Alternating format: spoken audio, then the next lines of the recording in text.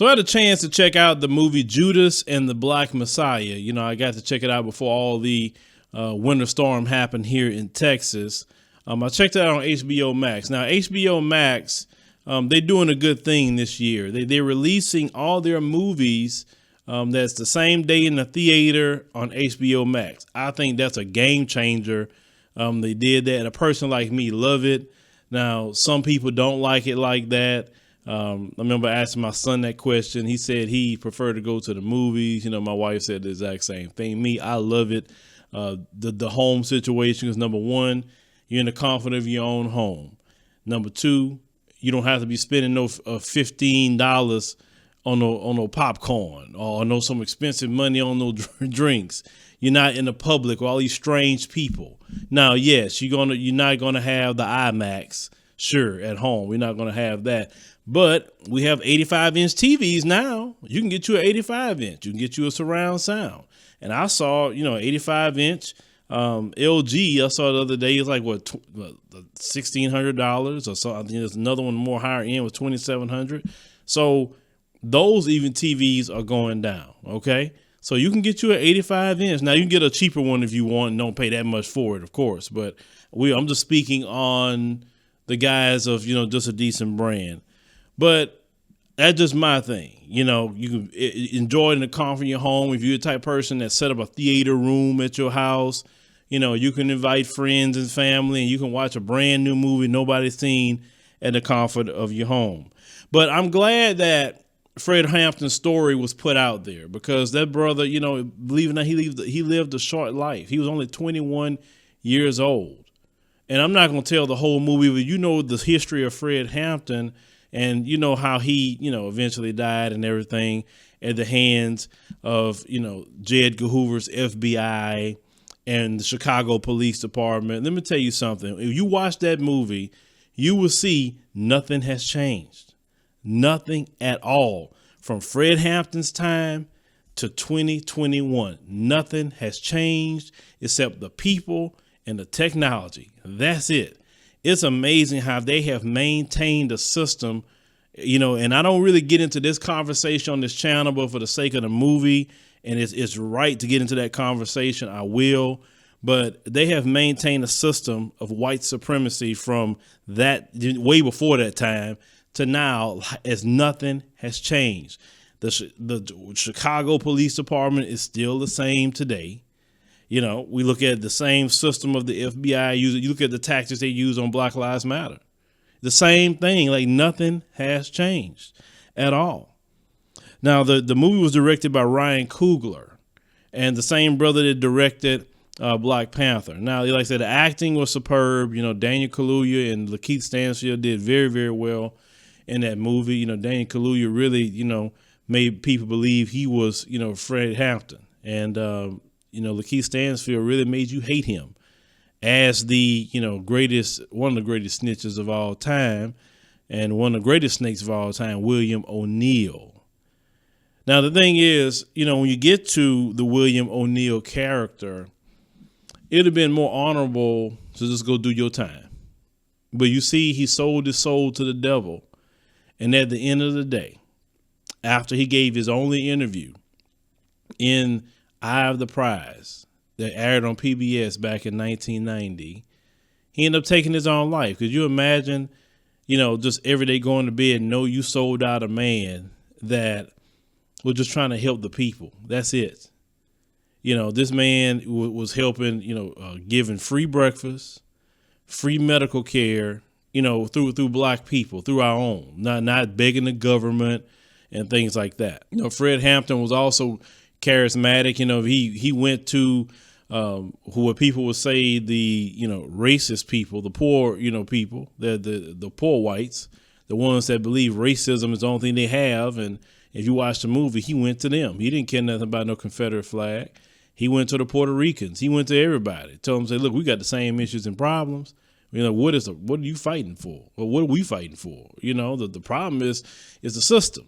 And that's what made Fred Hampton dangerous to J. Edgar Hoover. Now, Martin Sheen played J. Edgar Hoover in this movie. And J. Edgar Hoover went to war against black people against the civil rights movement, against, Dr. King, Malcolm X, the Black Panther Party, every, figure that we have had in history to fight for freedom, not fighting to take over the country, but fighting for the freedom and liberation of black people in America. You have to understand, J. Edgar Hoover, it was a representation of the United States government. No other group has had the United States government on them from the time they got here to even now. They try to break up the progress of black people because they're highly threatened by that. Now, for me, of course, a lot of people are going to focus on, the William O'Neill character. And what we can learn from that character is this. We have people that will sell us out to get themselves out of trouble for money or for a position. And we really got to think and pay attention to those in our community who's willing to do that. Those who will sell us out, working with the FBI, as you saw in that movie, was killing other members of the Black Panther Party. Informants was killing them, and they was cool with that. It was informers. They say, oh, this person's an informant, and get them killed. You understand? Like the tactics that they was using in that time period during COINTELPRO, it had no rules to that. That wasn't legal what they was doing. But this one part of the movie, if you watched it, where J. Edgar Hoover told the FBI agent Roy, Mitchell, about his asking about his daughter, and he kept making, he said, "Hey, how would you feel if your daughter grew up and bring home a black person?" Not to say the word that he said in the movie. And he said, "Well, I don't know, And he was just really pressing him about that. Like, well, we don't want that to happen. And then and J. Edgar Hoover could come back now. Now it's like what the Honorable Elijah Muhammad said a long time ago. In the last days, the white man will give you his woman. And isn't that what's happening today? Like, all they show today is black men with white women. They promote that. They show white women getting all this plastic surgery to literally look like and wearing the braids and doing all the things, trying to literally chameleon themselves into a white version of what black men will probably go after. I mean, they go hard more than any other group trying to do that. That goes with the Honorable Elijah Muhammad said. So I guess J. Edgar Hoover, all his crap, I guess it failed because they're literally trying to give you their women now. But what my thing is, and what I told people I want to focus on with the movie is more so, who's the person that got William O'Neill to even go to start tracking and start infiltrating the Panthers? It was not him on his own. It was the system. You understand? Who said that, Fred Hampton was public enemy number one? The system.